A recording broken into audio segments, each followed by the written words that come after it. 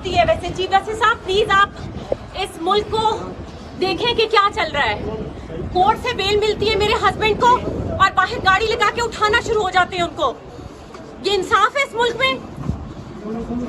मुझे बताएं। जो भी पुलिस थी चाहे जहां कहीं भी है, जब एक हाई कोर्ट ने एक उसको ऑनरेबल बेल दे दी है तो आप किस हैसियत से दहशतगर्दों की तरह उसको उठा के लेके जा रहे हैं? आपने सीआईए में रखा उनको, हमने कुछ नहीं कहा, सब जेल बना के। ना आपको बच्चों का ख्याल है ना आपको बच्चियों का ख्याल है। अफसोस है मुझे इस मुल्क के ऊपर।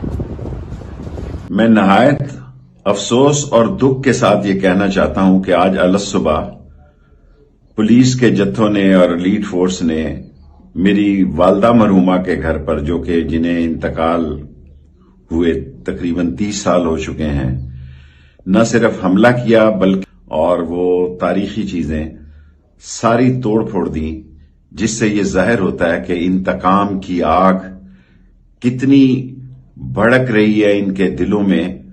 और वो जो मुज़ाकरात की बात करते हैं उसका भी ये जनाजा निकालने की बात कर रहे हैं।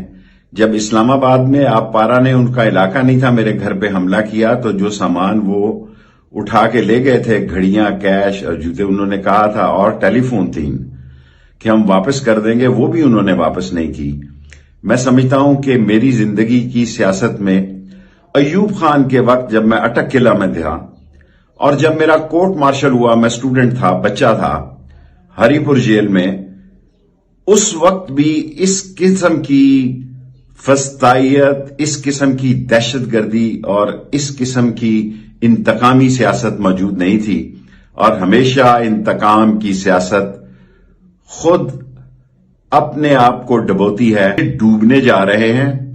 और आज अलसुबह इन्होंने जो कुछ मेरी वालदा के तारीखी घर में, लाल हवेली की तरह मेरी वालदा का घर भी एक तारीखी दरवाजे थे उसके, और उसमें तारीखी चीजें थी, तमाम कुल्हाड़ियों से तोड़ी, तमाम सामान को तोड़ा। और अगर मैं मतलूब हूं तो एफआईआर व्हाट्सएप पे लगाएं, एफआईआर व्हाट्सएप पे लगाएं, मैं खुद पेश हो जाऊंगा। और लोगों से तंग करने का आपको कोई फायदा नहीं होगा, क्योंकि आपके तंग होने के वक्त आ चुका है। हम इंतकाम नहीं लेंगे, क्योंकि माफ करना ही बहादुर लोगों का काम है। लेकिन जो आप कर रहे हैं, जो आप गड़ा खोद रहे हैं, इस सियासी कब्र में 13 की 13 पार्टियां दफन होंगी और इलेक्शन होंगे, इलेक्शन करवाने पड़ेंगे। और दुनिया की कोई ताकत इलेक्शन होने से नहीं रोक सकती, वरना गली मोहल्ले में जो माहौल बन रहा है, गुर्बत जो तूफान की सूरत में घरों में से निकल रही है, वो सबको लपेट में ले लेगी।